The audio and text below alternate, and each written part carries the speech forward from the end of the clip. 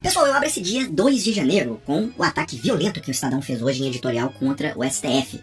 Mas já deixo de cara uma pergunta pra vocês. Os bolsonaristas falam o tempo todo em uma suposta ditadura a qual o Brasil estaria submetido. Eles chamam isso de ditadura de toga, ditadura do STF, ditadura do judiciário. Enfim, cadê o editorialista do Estadão? Aliás, toda a redação do Estadão sendo presa hoje. Tá? Porque o Estadão já fez aí mais de 30 editoriais no último ano extremamente agressivos contra o STF. E cadê? Que ditadura é essa em que é permitido fazer esse tipo de crítica, né? Então é claro que eu tô provocando aqui, porque são em momentos como esse que fica muito claro como essa conversa do bolsonarismo é uma cretinice, nem eles acreditam nisso. Mas antes de falar da questão do STF, eu queria falar do Cleitinho, porque eu acho que o Cleitinho ele atingiu o ponto máximo da cretinice hoje. Vou mostrar pra vocês um verdadeiro muro na cara do povo brasileiro. Olha isso aqui, ó. Lula assina reajuste do salário mínimo a partir de 2025. Novo valor será de 1.518. Era 1.412. Sabe quanto vai ser o aumento do seu salário, camarada? Olha isso aqui, ó. 100, 102, 104... R$106.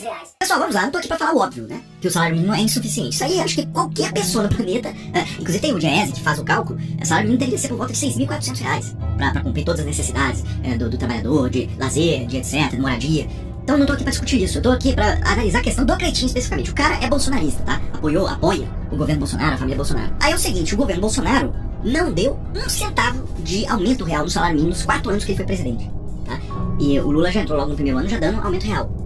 Aí pode vir alguém aí falar em pandemia. Mas pandemia, em 2019 não tinha pandemia, o Bolsonaro também não deu reajuste real no salário mínimo. Bem, aí, olha só, o Cleitinho não deu um pio sobre o salário mínimo quando o Bolsonaro era presidente, não falava nada sobre isso. E agora vem gravar videozinho falando em salário mínimo, né? Então, há que se cobrar a coerência desse sujeito. Bem, mas agora vamos voltar aqui pra questão do editorial. O Estadão diz o seguinte: a credibilidade do STF em queda livre, ignorando críticas de corporativismo, ativismo e partidarismo, Corte diz que está salvando a democracia e civilizando o país. Mas percepção popular parece ser a de que faz o oposto. Aqui tá tudo errado, né? Não tem uma palavra nesse editorial que está certo. Pra começar de conversa, desde quando que o judiciário tem que ser popular? É exatamente o contrário, né? Na verdade, nas democracias, o judiciário muitas vezes, ele tem um papel contra-majoritário. É o nome que se dá. Por quê? Porque toda a população, às vezes, ela opera em ondas. Ela vai pra um lado, depois ela vai pro outro. E aí você tem que ter um juiz estável. Porque senão, sabe o que acontece? Em algum momento, na história da Alemanha, por exemplo, a maioria do povo se voltou contra um pedaço da população, os judeus. E decidiu, olha, nós temos que exterminar essas pessoas em câmara de gás. E aí, é nessa hora que você tem que ter um poder judiciário que fala, não, mesmo que a maioria queira, isso aqui vai contra o direito à vida, os direitos individuais do ser humano e tal, e vai barrar a medida que tem o apoio popular naquele momento. Porque o apoio popular ele muda, ele é muito volátil. Por exemplo, o governante de momento, que foi eleito pela população, decidiu que as vacinas que eram comprovadamente, né, que a ciência diz que era a solução para a Covid, não funcionariam, e começou a indicar um remédio de carrapato para cavalo, que esse remédio curaria a Covid. Começou a falar barbaridades. É o momento, porque ele tinha muitos apoiadores, tá? Era extremamente popular essa tese dele. Mas é o momento que o judiciário fala, não, aí não. As pessoas têm direito à vida, têm direito à saúde, está lá na Constituição. Então o judiciário o tempo todo exerce esse papel contra-majoritário. E o STF o tempo todo toma decisões que desagradam os dois lados, né? Por exemplo, STF mantém, os bolsonaristas querem esquecer isso aqui, mas a gente não esquece. STF mantém foro privilegiado de Flávio Bolsonaro e anula provas no caso das rachadinhas. Dia 30 de novembro de 2021. Né? Isso aqui é revoltante, porque tinha os relatórios do COAF, estava tudo documentado. É um processo que tinha muita prova. Tinha as imagens do Queiroz pegando dinheiro na agência bancária, tinha os comprovantes bancários, tinha tudo.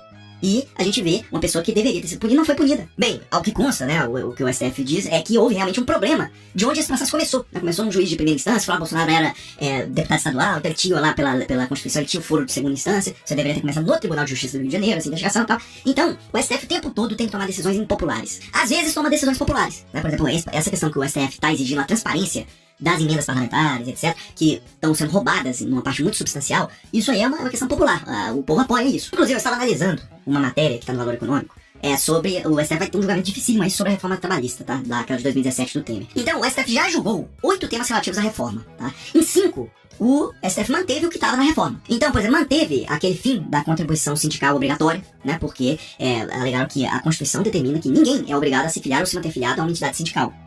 Então o trabalhador pode apresentar uma carta lá no sindicato e pedir ali a desfiliação dele para ele não pagar mais aquela alíquota, aquela contribuição. O STF também acatou um artigo lá da reforma trabalhista que criou o chamado negociado sobre o legislado.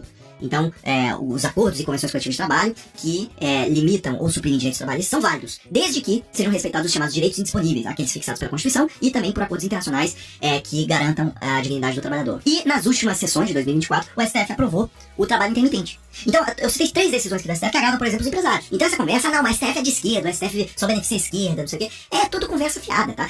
Inclusive coloco aqui uma fala do Alexandre de Moraes, um dia desses, ele criticando pessoas que fecham o contrato de trabalho na forma de pessoa jurídica, né, de PJ, e aí recebem um valor mais alto em função disso, e depois, quando há demissão, enfim, essa pessoa processa o ex-patrão, dizendo que, querendo todas as verbas como se fosse CLT. Nós não podemos permitir que uma pessoa, no caso aqui uma pessoa estudada, médico, que se favoreça da pessoa jurídica por 9 anos, e aí, de repente, por quebra do contrato, não, era empregado.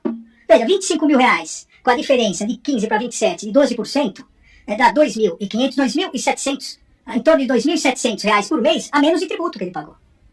O que é um absurdo. E depois vem e diz, olha, que tudo certo, mas eu quero receber todas as vantagens do trabalho. Eu concordo plenamente com Vossa Excelência, no sentido que há inúmeras funções que devem ser protegidas pelas CLTs, porque realmente há uma exploração dos trabalhadores. Mas o médico, ele é um profissional liberal por natureza. E se ele optou pela pessoa jurídica para ter suas vantagens, ele não pode depois alegar a própria torpeza.